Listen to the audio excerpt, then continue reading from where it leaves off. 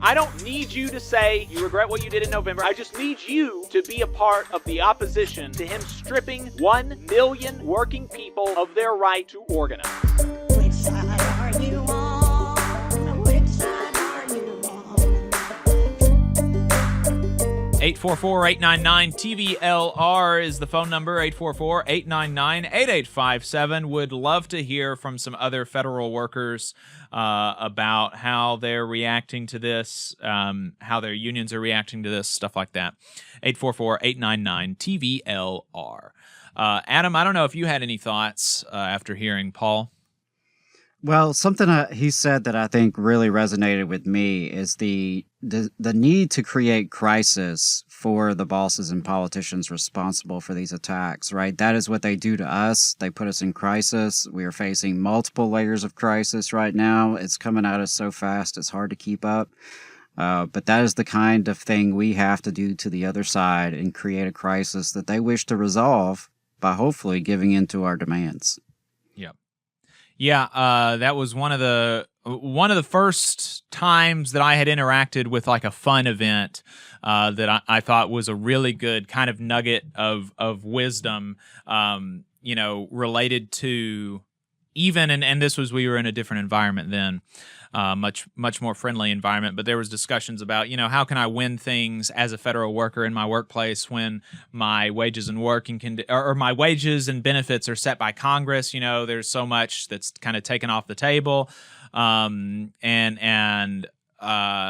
so we had talked about an instance of how they were able to get advanced sick leave for somebody at the Corps of Engineers in New York, by direct action and pressuring management, and the nugget of wisdom that they talked about was increasing the cost of saying no to management and decreasing the cost of saying yes.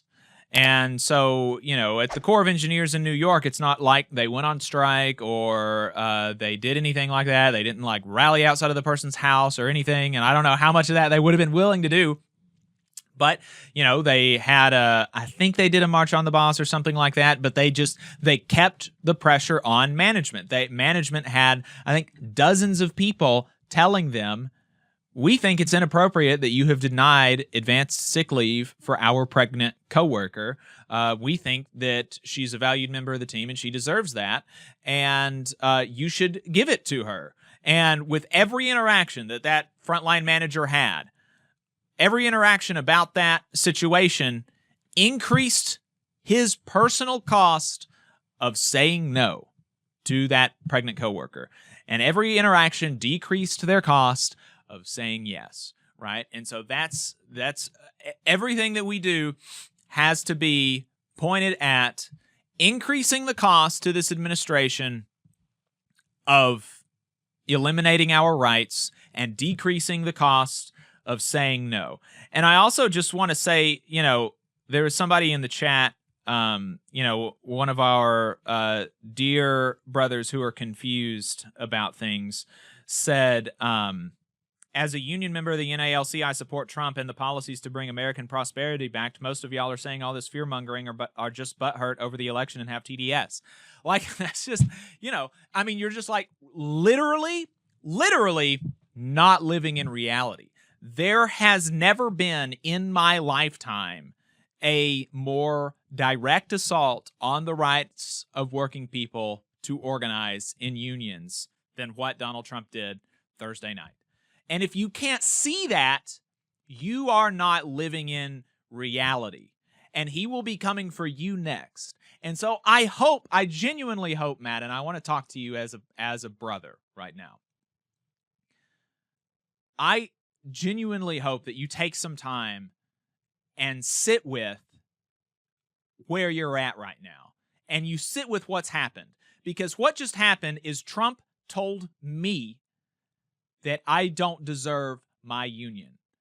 Trump told me that the union that I have been a member of for 7 years no longer has the authority to bargain with management, no longer has the authority to conduct grievances, no longer has any authority at all, and that we have to be kicked out of our offices, and that everything that we've ever won in our collective bargaining agreements are gone.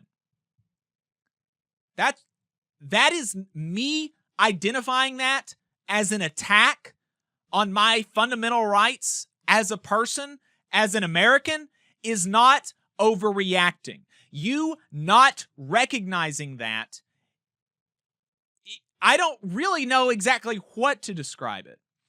But it's genuinely, as a union member, distressing to me that I have somebody right now as a union member in my chat not concerned about their fellow union members' rights being taken away from them. Because it's going to come for you next. It will come for you next. And I will oppose it when it happens.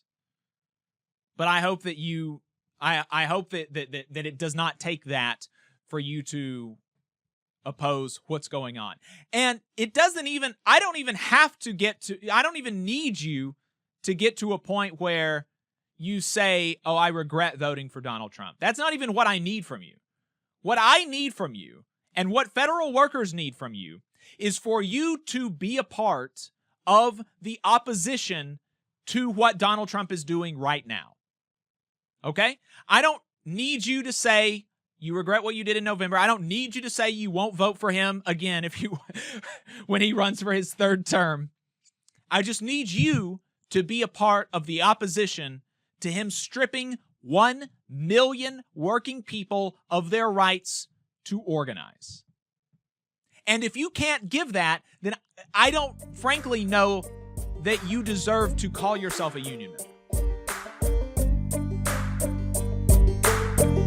You just saw a clip from the Valley Labor Report. We are live every Saturday morning from 9:30 a.m. till 12:30 p.m.